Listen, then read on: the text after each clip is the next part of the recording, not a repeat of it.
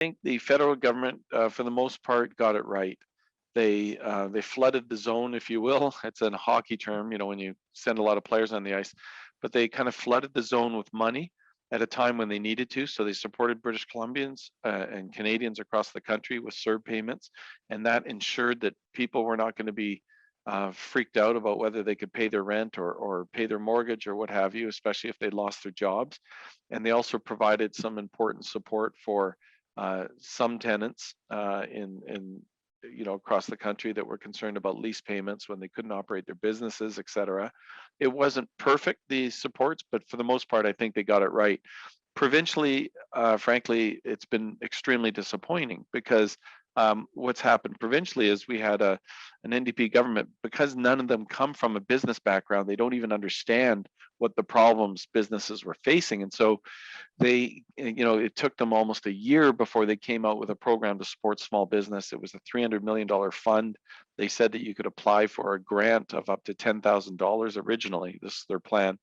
And but you had to fill out like a 30-page application, and most businesses didn't even bother. And so literally we had a situation in BC where you had a government trying to give away free money, and they couldn't even do that because a lot of the businesses said it's not worth our time to even fill that out. And so they started making changes, and they increased the grant, and they tried to simplify the application process. But to be honest with you, it was way too little, way too late. And it was not based on any understanding of how a business really operates. If you're a restaurant, especially in anywhere here in the Lower Mainland, your $10,000, it's not even going to cover 1 month of your lease payments, much less all your employees and your food costs, et cetera. So they missed an opportunity to really help out small business, and sadly, many of them have already lost their businesses and are gone forever. Some are still struggling and could use help, but they're not getting the right kind of help.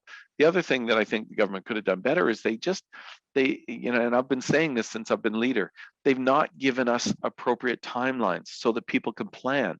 So for example, you remember on New Year's Eve, they just announced literally late in the afternoon of that day, no more New Year's Eve parties.